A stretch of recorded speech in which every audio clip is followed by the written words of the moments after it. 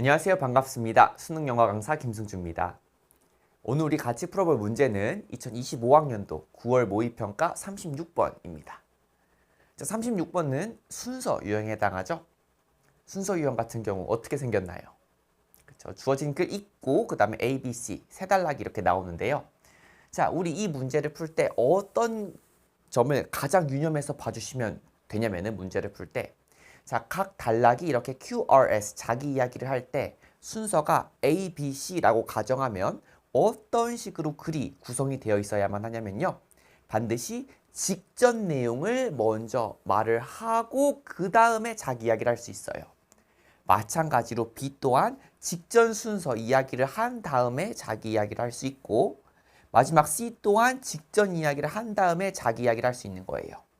자, 왜냐하면 우리 순서 유형 같은 경우도 어때요? 문제를 만들 때 반드시 그 문제의 답이 되는 근거가 있어야 되는 거예요.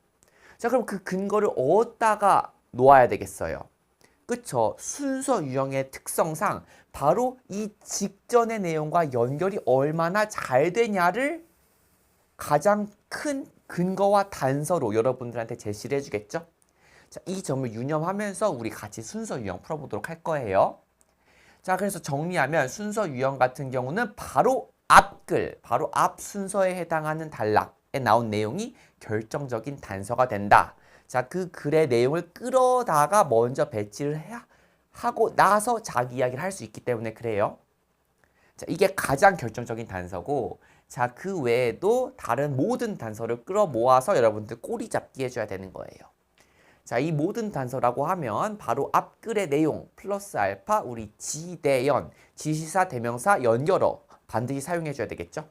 자, 뿐만 아니라 글의 구조라든지 내용 흐름 같은 경우도 여러분들이 아주 중요하게 쓸 수 있는 단서가 되니까요. 사용 가능한 모든 단서는 다 끌어다 쓰면 되는 거예요. 근데 우리의 가장 최종적인 목표는 뭐다? 그쵸, 꼬리 잡기를 해서 순서 유형을 푸는 거다라는 것만 명심해 주시면 되겠습니다. 자, 그러면은 우리 본격적으로 문제 들어가 보도록 할게요. 자, 주어진 글부터 당연히 읽어줘야 되겠죠? 자, 보시면은 자, if 만약에가 나왔네요. 자, 만약에 학습이라는 것이 단지 지식의 축적에 불과한 것이라면 자, 그렇다면 learning, 배움이라는 것은 아무런 변화도 일으키지 못할 것이다. 뭐 할 때? 우리가 정보는 정보인데 지식이나 정보는 정보인데 지금 우리가 이미 가지고 있는 내용과 조금이라도 다르거나 아니면은 완전히 새로운 정보를 받아들일 때 우리는 아무것도 변화를 일으키지 못할 거래요. 자, 이 주어진 문장에서 우리가 가장 중요하게 뽑아야 될 건 뭐냐면은 여기 if learning were이 되겠어요. 자, 여기 비동사 were이 썼다는 건 뭐냐면은 지금 현재 사실과 반대되는 상황을 말해준다라는 거죠. 이 말인 즉슨 뭐냐면은 배움, 학습이라는 것은 무엇이 아니다 라는 것까지 우리가 정리할 수 있냐면은 단순히 어떠한 사실을 축적하는 것에 불과한 것이 아니다가 핵심 포인트가 되겠죠. 그래서 지금 주어진 글에서 우리가 잡아줘야 될 건 뭐냐면 learning은 accumulating facts에 불과한 것이 아니야 라는 걸 우리가 정리해 줄 수 있어요. 자, 그런데 우리 수능 모의고사 지문 같은 경우에는 이런 식으로 단순히 자, learning이라는 것은 지금 단순한 사실의 축적이 아니다 라고 나와 있죠. 자, 그럼 여기서 끝나나요? 자, 지금 수능 모의고사 지문이 not A 라고 했으면 반드시 뭐까지 있어야 된다? 그쵸? but B까지 우리한테 제시를 해줘야 되겠죠?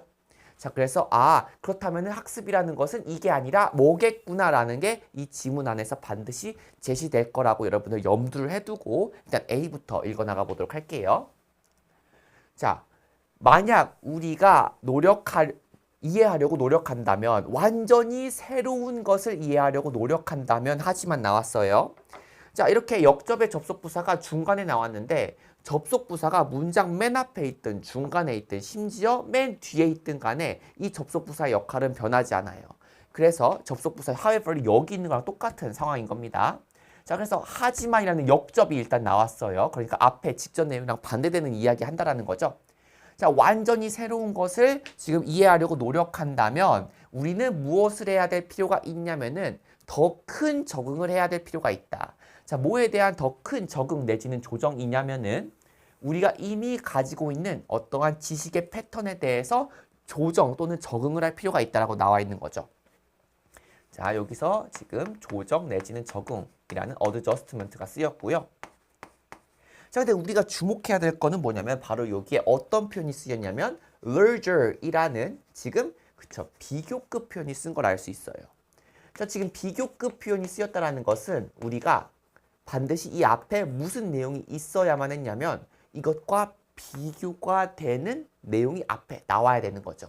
그러니까 여기 larger adjustment니까 뭔가 지금 이 상황보다 좀 더 적은 또는 좀 더 작은 정도의 조정이나 적응이 필요한 상황이 이 A 앞에 반드시 나왔어야 됐네라는 걸 우리가 알 수가 있고, 자, 그러면은 주어진 문장 다음에 올 수 있나 살펴봤더니 주어진 문장 같은 경우는 아직 조정이나 적응이라는 내용이 나오지 않았을 뿐더러 그렇죠. 그러니까 더더욱 더 작은 정도의 조정이나 적응이라는 이야기는 나오지가 아직 않았죠. 그래서 A가 바로 들어올 수 없다라는 거 우리 일단 짚고 넘어가고, 자, B 한번 보도록 할게요.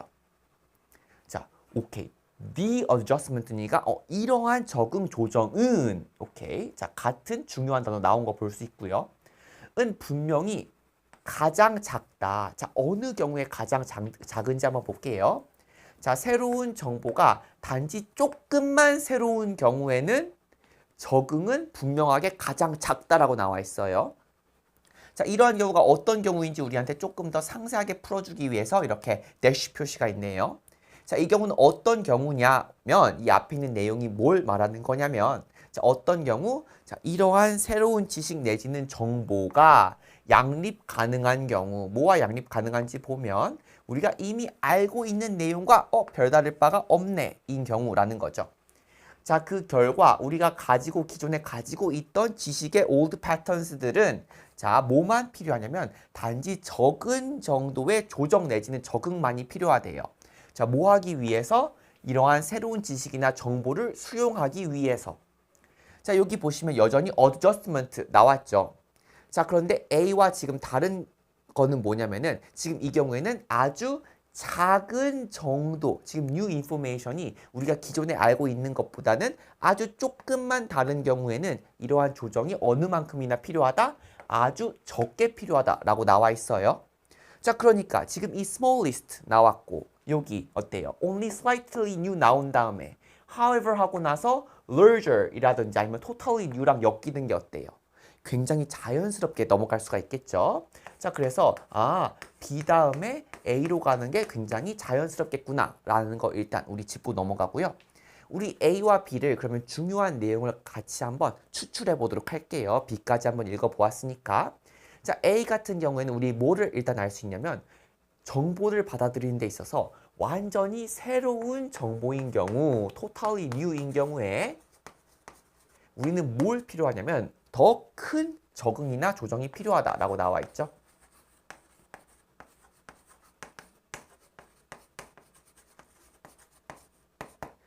자, 그 다음에 B 같은 경우에는 자, 정보가 단지 조금만 새로운 경우에 라고 나와 있어요.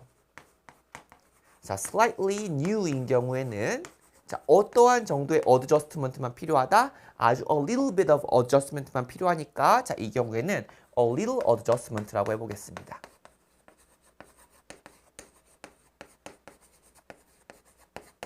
딱 봐도 상반되는 내용인 거를 볼 수 있고 이 상반되는 내용이 접속 부사인 지금 however 역접을 통해서 연결되는 것까지 우리 파악을 해줬죠. 자, 그 다음에 C 한번 같이 가보도록 할게요. 자, 각각의 사실들은요. 단지 어떻게 될 뿐이다? 지금 개별적으로 일단 저장될 수 있습니다. 자, 연결주의 이론에 따르면 하지만 그쵸. 여기도 마찬가지로 역접의 접속 부사가 중간에 나오긴 했는데요. 중간에 오나 맨 앞에 오나 같은 역할을 한다라 그랬죠.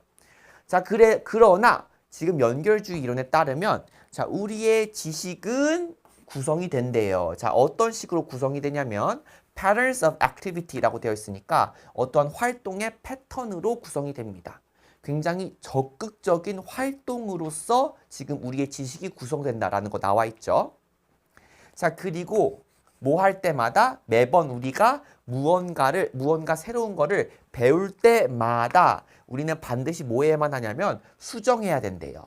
자, 뭘 수정해야 하냐면 우리가 기존에 가지고 있던 지식 체계를 수정해야만 한다라는 거죠.